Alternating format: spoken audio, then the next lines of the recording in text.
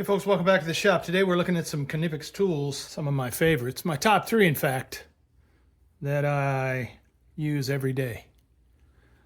But what we're looking at is design and what they're used for. What's the best case scenario for each one of these? Of course, we got the Pliers Wrench, which the name kind of gives it away. It's a Pliers Wrench combo. Might take the place of one of your adjustable wrenches.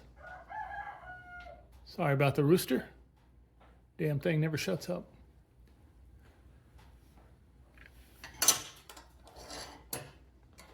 We got the, these are the Alligator, but the Cobra is a similar style. The only difference is this is just slip joint with no locking button. This is my preferred operation because sometimes you need to get in one-handed, and if you do them right, you can adjust them out a little bit. It's not accurate, but if you've got a bigger bolt and you need to get in there and you've got something you're holding or something you're gripping, and you need to make it a little bigger while you only got one hand, which is not all the time, but that's just, you know, you grow up with the old adjustable style with slip joints, and we're creatures of habit, me especially.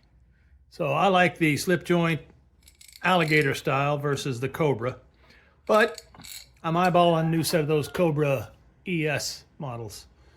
Those are maybe something I go into, mainly because they got the extra teeth like on the TwinGrip, but we'll get into that later. So yeah, the old slip joint plier. Had an old guy at work tell me one time with a slip joint plier and a hammer and a chisel, you could pretty much do everything you need to do in a maintenance setting. But that was in the old days before computers and technology came along. Then again, we got the TwinGrip. My new favorite Knipex tool. I've used the devil out of this thing. That in-grip tooth pattern there.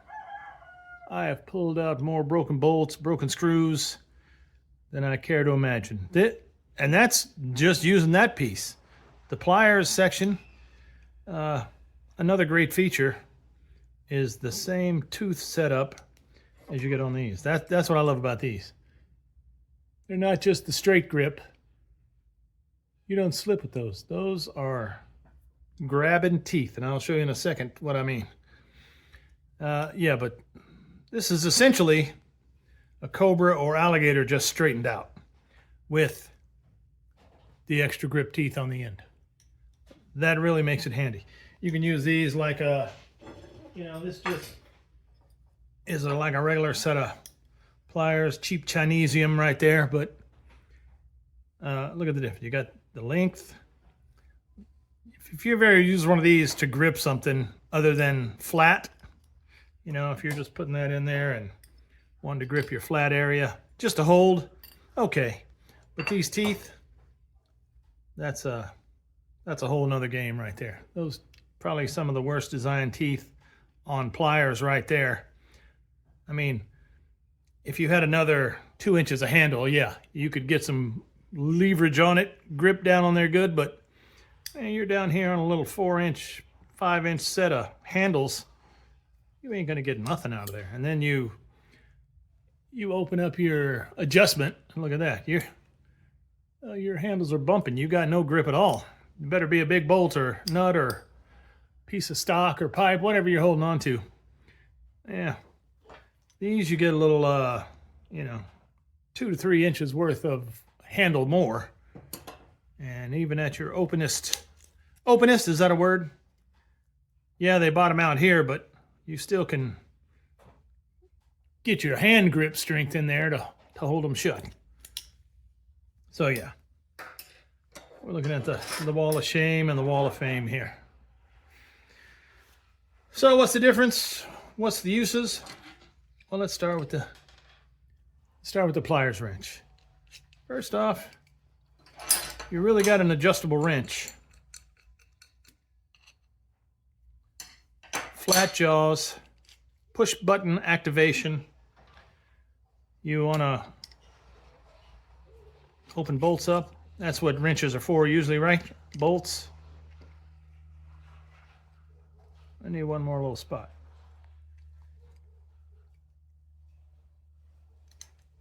Put your bolts in there. Okay. Yeah, you can do that with this. Look, it's the same thing. But no, this one adjusts. You can open it up a little wider and then put your grip force on it. It ain't going to slip. Or it will, but it takes a lot. See there? And it runs all the way to the back. Option number 2, what makes this a little better, is you're in a spot where, you know, got to turn it, take the wrench off. Turn it, take the wrench off. This one, kind of a ratcheting action. Leave the header right there. Same way. Tighten, loosen. I hope that's coming across in there. My lighting's a little off today. But yeah, you don't got to really take that out of there. Take that out of your bolt area. You just open it up and turn. Open it up and turn. You're not going to be able to do that with this. This is a round off. Round off. That's wrench technology from, you know, 1800s, whenever they first invented that. I don't see another sad one. Look at this. I don't even know where this monstrosity came from. My dad, before he passed, had a pile of tools, but he was a garage sale shopper. I'm sure he got this for 90 cents somewhere, and I think it used to be battery operated, but I just thought I'd throw that in there. This one, yeah, it'll tighten up. It's adjustable wrench, but look at that handle. What is this going to do for you? That thing is, you've got no room here. Anyway, not dogging on the auto wrench, just thought I'd show that in there because it was kind of comical. Yeah, Pliers wrench. Now I've showed before, you got some rubber jaws you can put on here to make this for plumbing. You want to put fittings on in your bathroom, your kitchen, and not mar up your surface. Or even in the industrial setting, you got something you don't need marred up. There's no teeth, it's flat jaw. But you can put the little rubber feet over it and have a much cleaner installation. This is the 8601-250 is the model number. That's the 10-inch Knipex Pliers wrench. I got mine in the phosphate dark finish. I don't know what they call it really, but shiny tools get dirty where I work. So the Knipex Alligator. This is probably my most used tool in the whole setup right here. It grabs everything. It holds everything. This tooth design, it's a pipe jaw style, but it's not. They don't line up. If you can see that, they're kind of off center. And I'll tell you what that's for. You got a bolt. Here's our trusty demo bolt. You can lock it in there, and it pretty much locks it up. You get two sides here, at least half a side here. So now, we all know you don't tighten bolts with a adjustable wrench like this. We know that's a no-no, right? You don't do it.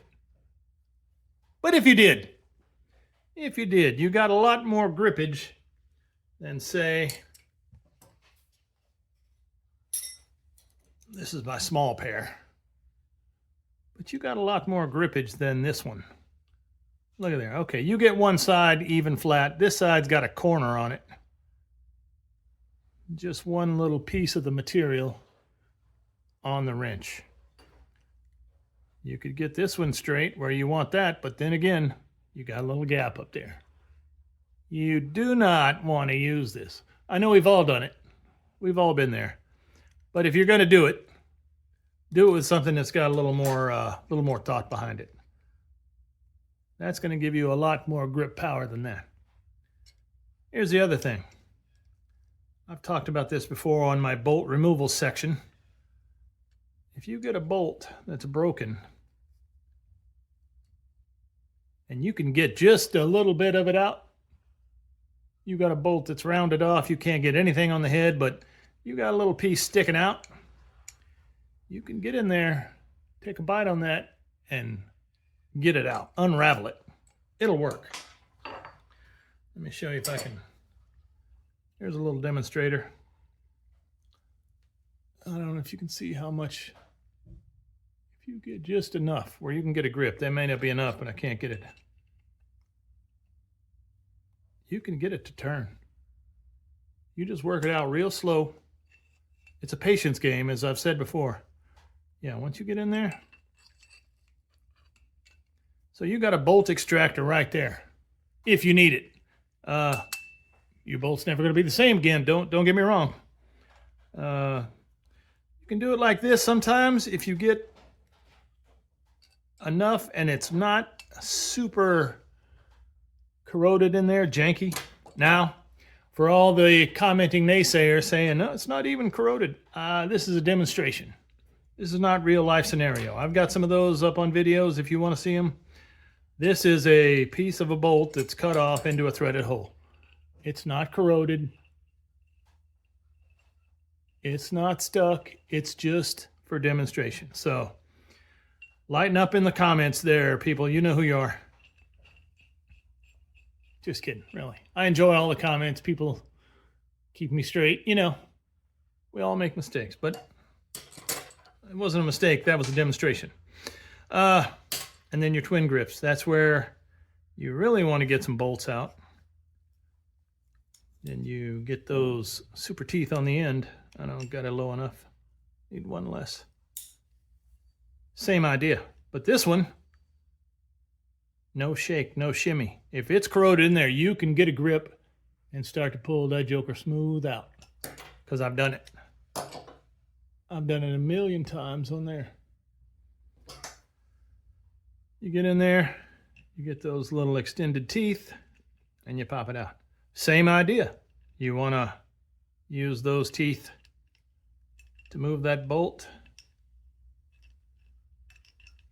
Check this scenario. So you've got a socket head bolt or a cap screw, and you can grind it off, but you know it ain't going to come back out this way. You can work it out the other side if you can reach it with the same deal. You can run a bolt all the way through with these, and it'll even pull through any kind of grinding damage you've done on the other side. So that's one thing. Here's another one. They're just great pliers. So somebody said this is a one-trick tool. No, not really. It's a multi-trick tool. You want to hold flat stock. All right, I got one here with a pipe, but it's going to be, we're going to try to work it. You want to get round stock. I don't know if we can see how the teeth line up on there, but in the same way that the bolt holds on there, the teeth hold. Let's see if we got this little round stock here. If you get that all the way in there, you've got at least a quarter of the round material held by the teeth. And the bottom ones are going to be down here. Just adding grip. And those teeth bite in. They are something else. Same with these. You get the bolt up in the top, or you can get it in the bottom, whatever you get the best grip on. And there you go. This whole probably maybe 80-degree section of the bolt is covered by teeth. And these up here are going to really grab into it because you're pushing up with this one, pushing your material into the top teeth. And once you start pulling those back, the more pressure you put here, the tighter they get. So it's a pretty good setup there. Now, you're not going to get any pipe type grip with these. This is purely a wrench, pliers combination, just like the name says. Smooth teeth, no grip. Let me see if I can show you. Let me realign and we'll look at some grip on round stock. Let's see how this goes. Okay, I got a piece of just galvanized pipe chucked up in the vise. Hopefully it's going to hold. Might give us a little camera shake. I just want to see. May not even be able to see what we're. Let's move this over a little bit. How about this? There we go. If we get it out here. And we get a focus on it. I'm going to try to show you the grip strength you get in this. Oops. There we go. So we got her chucked up in the vise. Got a piece of galvanized, I think that's 1/2 inch. Yeah, 1/2 inch pipe. And look, you get this on here. I'm going to put some weight on it. Well, the vise is giving away before the...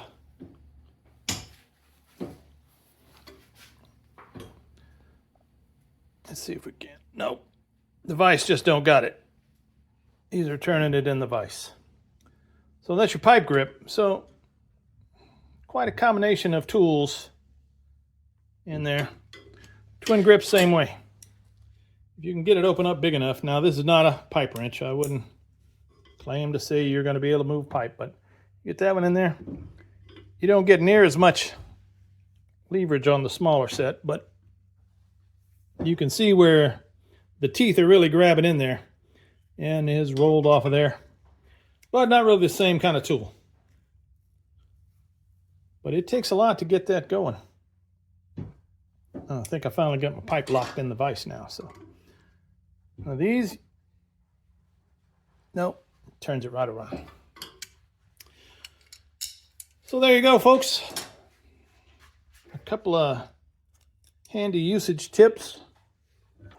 So there you go, folks. A couple of handy usage tips, some advice, some ideas for the Knipex tools.